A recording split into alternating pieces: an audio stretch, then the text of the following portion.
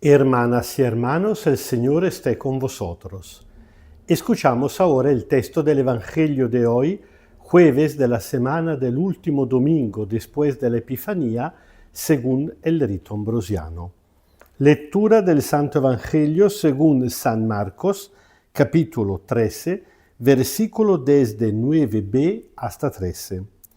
En aquel tiempo, el Señor Jesús dijo a sus discípulos: los entregarán a los tribunales, lo azotarán en las sinagogas y por mi causa comparecerán antes gobernadores y reyes para que delante de ellos den testimonio de mí. Pero antes es necesario que la buena noticia sea proclamada a todos los pueblos. Cuando los lleven para entregarlos, no se preocupen por lo que van a decir. Digan en aquel momento lo que se les comunique, porque no serán ustedes lo que hablen, sino el Espíritu Santo. El hermano entregará a su hermano la muerte, y el padre a su hijo.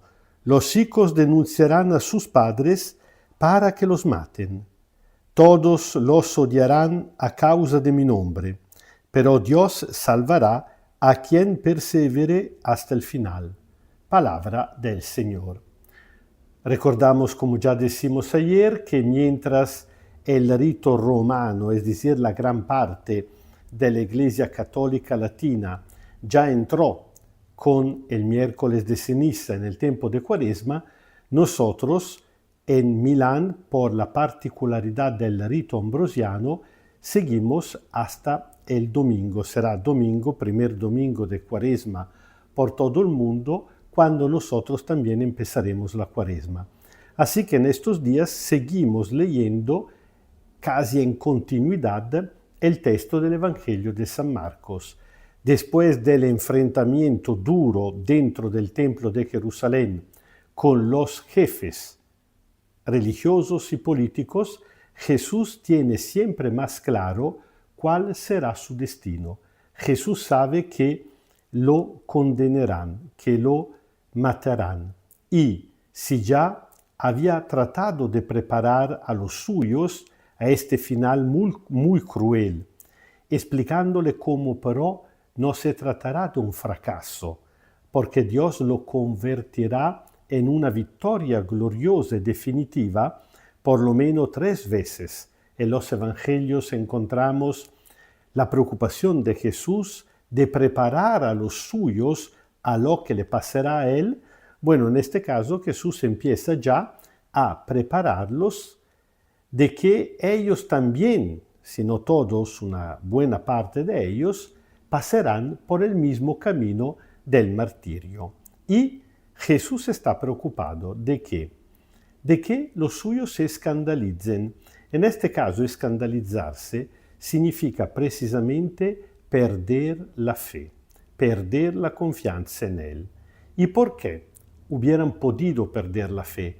Porque al final, lo hemos visto, nunca habían renunciado a la idea, yo diría también a la pretensión, que el Mesías hubiera tenido que triunfar a la manera humana, triunfar incluso políticamente, militarmente, y no fracasar crucificado en una cruz. Así que los suyos hubieran podido pensar, entonces él no era el verdadero Mesías.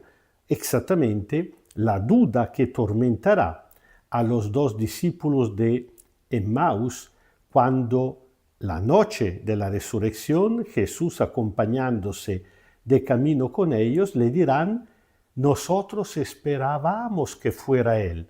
Con todo esto ya pasaron 3 días de cuando ha muerto. Bueno, entonces Jesús trata de preparar, de animar a lo suyo.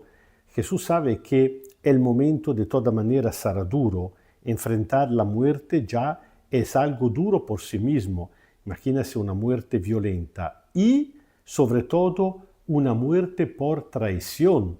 Jesús anuncia a lo suyo que habrán traiciones incluso dentro de la familia. Esto pasará inmediatamente.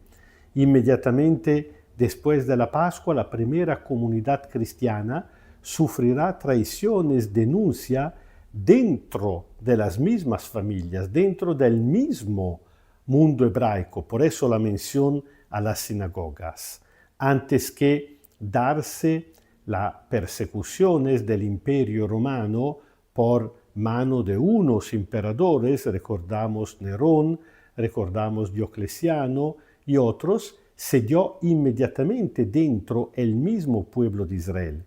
Pero precisamente como Jesús había anunciado, dentro de las mismas familias, forma de traiciones, de denuncias, de poner a muerte los unos con los otros.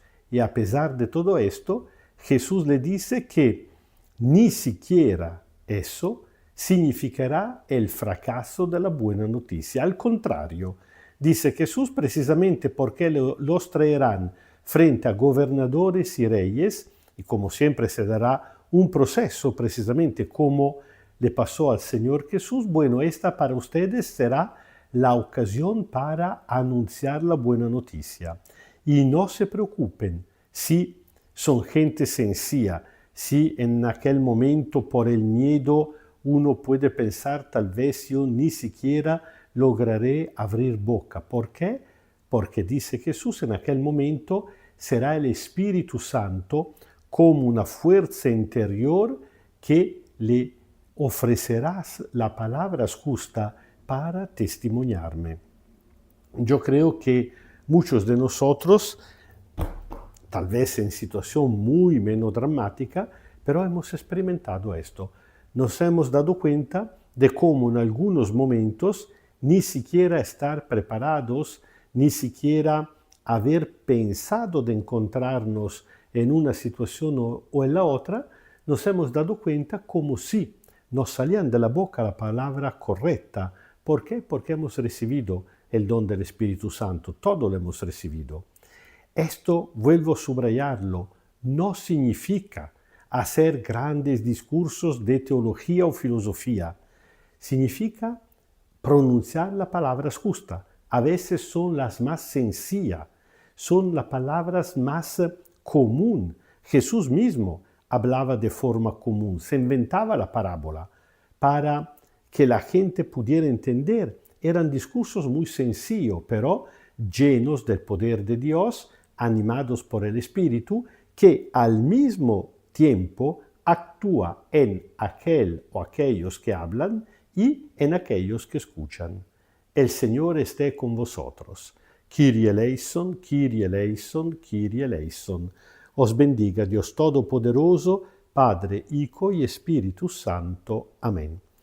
Nosotros también, aunque muy probablemente no tendremos que pasar por una persecución tan cruel, pero sí todos los días tendremos la ocasión para anunciar la buena noticia, para hablar del Señor Jesús. Cuando nos damos cuenta que por la situación en la cual nos encontramos, a veces, por ejemplo, para estar cerca a una persona enferma, tal vez en un hospital, en una SRA, en una casa, donde sea, o al lado de una persona desesperada en crisis, trabajando como colegas en una situación muy poco cristiana, sea lo que sea, cuando nos damos cuenta que la situación nos ofrece la ocasión para anunciar la buena noticia del Evangelio, para hablar del Señor Jesús, bueno, tratamos de no callar por la preocupación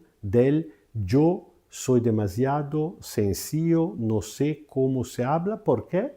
Porque podemos realmente, verdaderamente, confiar en la asistencia del Espíritu Santo que nunca nos abandona.